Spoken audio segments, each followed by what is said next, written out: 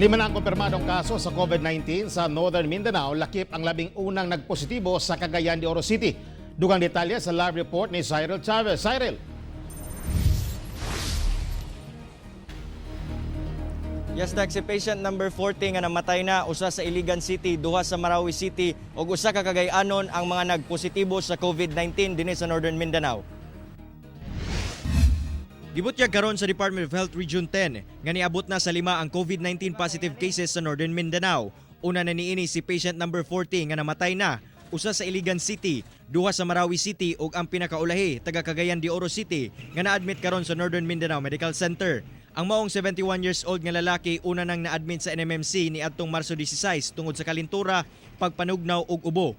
Gikan siya sa Manila ug niabot sa Cagayan de Oro ni adtong Marso 12. Human na ulian ang panglawas niini, gidischarge ang maong pasyente apan sa dihang migawas nga positibo kini sa COVID-19. Dali kining gipabalik sa NMMC ug karon ana sa isolation room. Hinuon ana matud pa sa maayong kahimtang ang pasyente ug wala na gibating simptomas. Usa niya na is Cagayan niya sa numbered barangays. Kali sa Diyos buhi pa. I hope nga mukumbati siya. Ang classification niya dili lang siya mild nga PUI. Kung sundon nato ang mga algorithm or paagi sa protocol sa pag-manage sa mga kaso, kung mild lang ang symptom, pwede naman siya mupauli PUI with all the advice nga mag-quarantine siya sa baray, no? Parayon sab ang contact tracing aron masuta kung kinsa ang mga nakauban sa maong nagpositibo. Ana sa 13 ka PUI ang ginaobserbahan karon sulod sa NMMC. Silang tanan gikuha na og swab samples o gipadala na ngadto sa RITM ug SPMC para sa confirmatory test. Ang ato i-focus nato ang atong mga COVID suspect dito gid sa Northern Mindanao. Natay ginahimo karon nga proseso unsaon kitawag nato og screening o dispatching aron dili magubot ang atong proseso. Pak muna ang rason nga nung magbuhat og City Isolation Center or Barangay Isolation Center. Kay sa atong experience, ang mga pasyente nga atong instruksyonan og home quarantine, dili matuman ang atong instruction.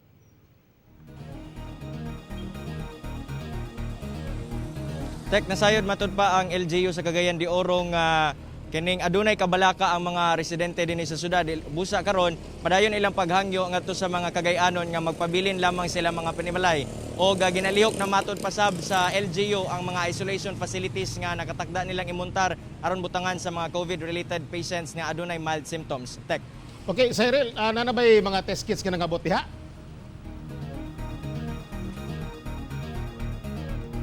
Tek, base sa pinakaulahing impormasyon nga ato ang nakalap gikan sa DOH ingon man sa LGU, sa karon wala pa yung mga available test kits lagi, Tek, og ila pang ginapaningkamutan pod nga adunay mahitabo nga mga testing, kanunay ang mga testing nga mahitabo ilabi pa sa mga PUI nga naka-admit sa NMMC. Ilahang giangkon nga usa sila mga kalisod nga atubang karon kay kining pag-test sa mga PUIs.